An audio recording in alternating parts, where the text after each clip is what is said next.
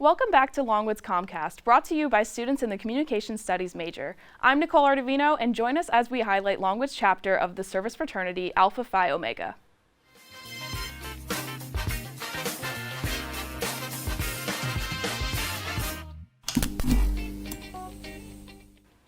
Alpha Phi Omega, also known as APO, is a co-ed service fraternity here on Longwood's campus. Founded nationally in 1925, APO encourages its members to develop strong leadership skills, provide service to others, and form meaningful friendships along the way. Joining us on set today is Collin Gilbert, a junior at Longwood, and he's the newly elected president of APO's Alpha Alpha Omicron chapter. Welcome, Collin. Thank you so much for joining us today. Thank you for having me. So you've been a member for about a year now. What made you want to join APO in the first place? There were a lot of reasons to join APO, but when I first got to Longwood, I met some people within the Honors College who told me about what APO was, and about a year later I decided I would join. And when I got to know the brothers at first, they were really sweet, and so I kind of found a home there.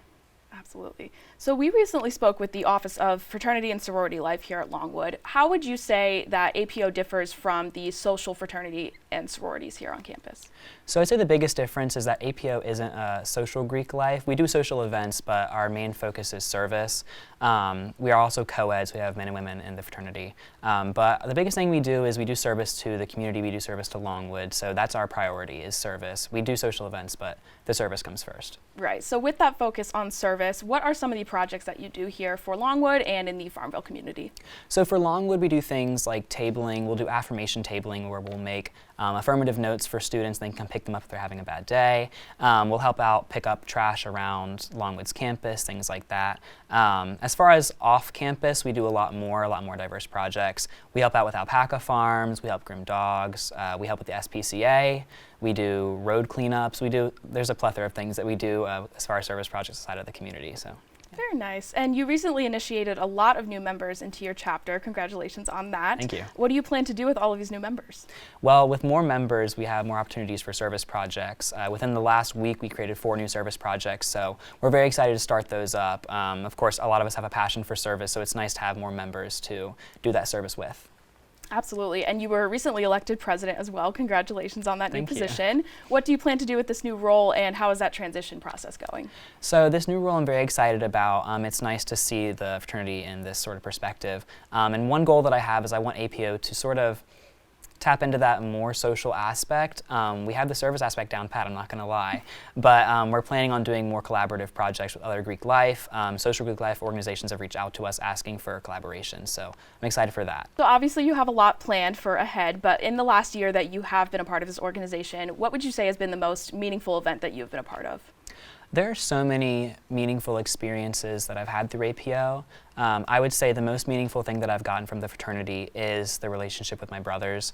I love service, but the friendship aspect of APO is just unmatched. I've made so many good friendships, people that I didn't even know before APO, and now we're best friends. It's just a really great feeling. All right, we have one last question for you. Upcoming events, what does APO have planned, and what can Longwood students look forward to? So we have a lot of service projects in the works, but what Longwood's campus might see coming up is a Pie a Bro event coming up. You can pay $1 or $2 and pie one of the APO brothers. We have affirmation tabling coming up, so if you're having a bad day, you can stop by and get a little affirmation note. And then the biggest event we have coming up is the Red Cross Blood Drive. That's going on very soon. There's tabling in Upchurch every day happening, so if you want to go see what it's about, go and check it out. But it's a great cause. It'll be in Upchurch coming up really soon. Well, thank you so much for joining us in the studio today, Collin.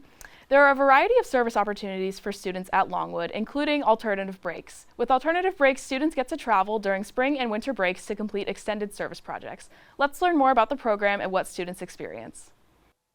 Hi, I'm Chris, and I'm here with Jackson, Daniel, from Alternative Breaks, and we're going to talk about what they're doing over spring break, and we're going to answer some trivia questions. So could you guys just give me a little bit of a synopsis of what you guys are doing for spring break? Yeah, so over spring break, we're going to be going down to Savannah, Georgia for 1 week. So it'll be from March 5th to the 11th. And we'll be doing some volunteer work down in Skidaway Park. We'll be working with a food bank and doing some beach cleanup. So a lot of good volunteer work down there. Ah, that's so awesome. Perfect. We're going to jump into the trivia questions. Number 1. What really famous movie was featured in Savannah, Georgia? Forrest Gump. Correct. Good job. Which season is the best time to visit Savannah? Spring for spring break. Okay, what is Savannah home to? People that live there. Skidaway Park. While those are both correct, the correct answer we were looking for was the nation's largest container port. True or false? Savannah is the oldest city in Georgia. True. Good. Y'all are good. True or false? The Girl Scouts were founded in Savannah, Georgia. True. True. Yeah. Perfect. Y'all did great. Thanks, guys. And thanks for watching this episode of COMMCast. Back to you, Nicole. That's all for this episode. On behalf of our crew, thanks for tuning in to COMMCast. I'm Nicole Artavino, and we'll see you next time.